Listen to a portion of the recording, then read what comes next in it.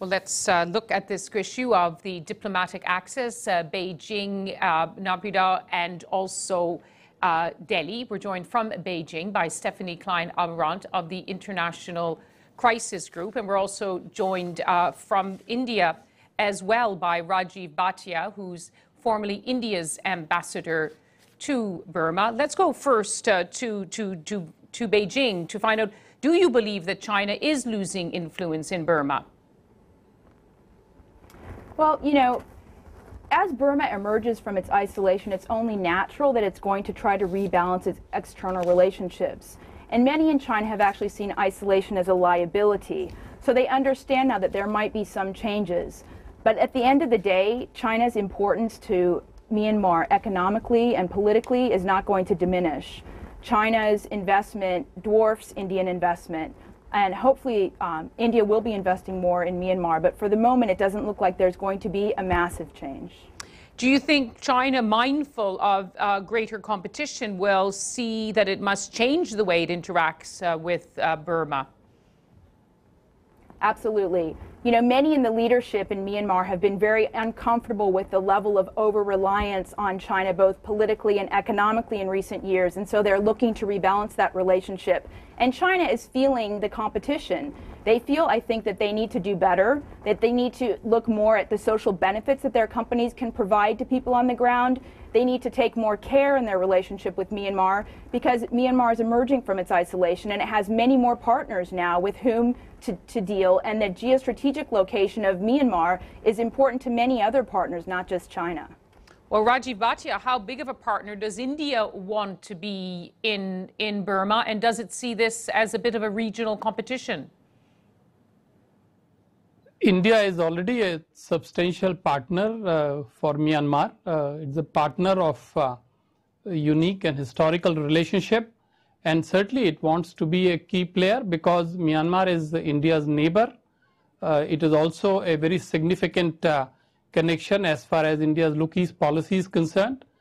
And certainly in terms of helping Myanmar for the democratic transition and also for its economic development, India feels it has a big role to play there.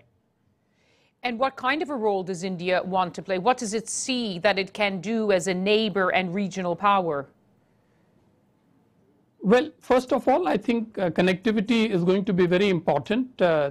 India wants to enhance the connectivity in terms of road, rail links, air services, but more importantly, the connectivity of ideas. And therefore, as it is now clear, there are going to be much more of exchanges involving business people, academics, cultural people, and of course political levels as well. I think it's very important that now that Myanmar is heading towards democracy, after almost a gap of 50 years, you know, their parliamentarians, their officials, other people, even media people, they need to be exposed to the functioning of democratic institutions. India is going to provide that. But more importantly, in the regional context, I think we have to recognize that this is a very, very important visit. I think we are seeing today that Myanmar is developing a new worldview. It is like replacing a three-legged table by a four-legged table, in the sense that now new partners are coming in. The West is coming in, EU and America and Japan is coming in.